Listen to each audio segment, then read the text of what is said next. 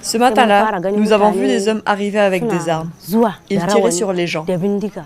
Ils ont demandé où étaient nos maris et nous avons dit qu'ils n'étaient pas là. Nous les avions cachés. Le jour où Boko Haram s'est emparé de son village, Hafsatou s'en souvient très bien. Mais celui qui restera à jamais le plus douloureux, c'est ce jour d'août 2014, où l'armée nigériane a bombardé Ngoshi pour déloger les djihadistes.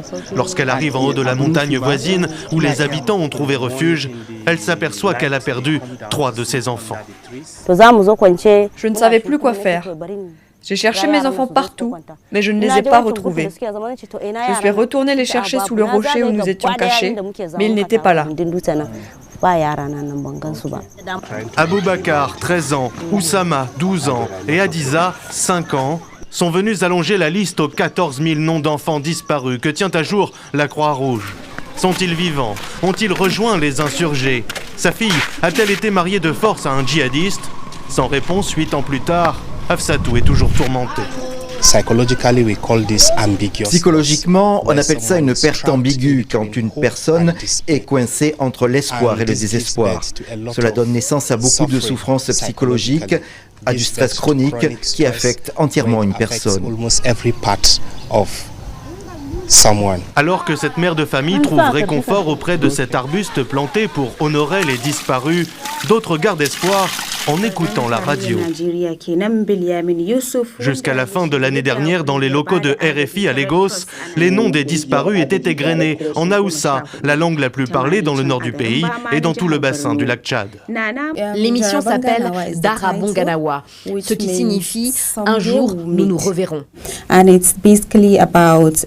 Il s'agit essentiellement de réunir les familles portées disparues. Si l'un de vos proches est porté disparu, nous appelons son nom à la radio et vous pourrez éventuellement le retrouver via le CICR. Si l'émission est depuis arrêtée, faute de budget, le projet se poursuit sur une radio locale.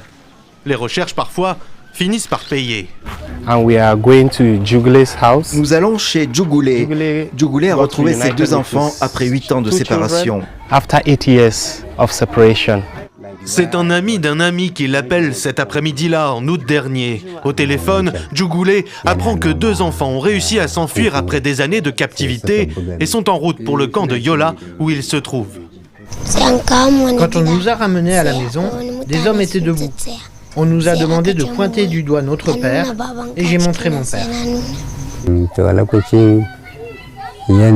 Quand je les ai retrouvés, il y avait du bonheur et de la tristesse. Les larmes coulaient, tout le monde pleurait de joie. Cette issue heureuse ne saurait occulter ces autres retrouvailles avec les rescapés de Boko Haram, pas toujours acceptés dans les familles où certains redoutent qu'ils aient pu être endoctrinés ou mariés de force avec des combattants djihadistes.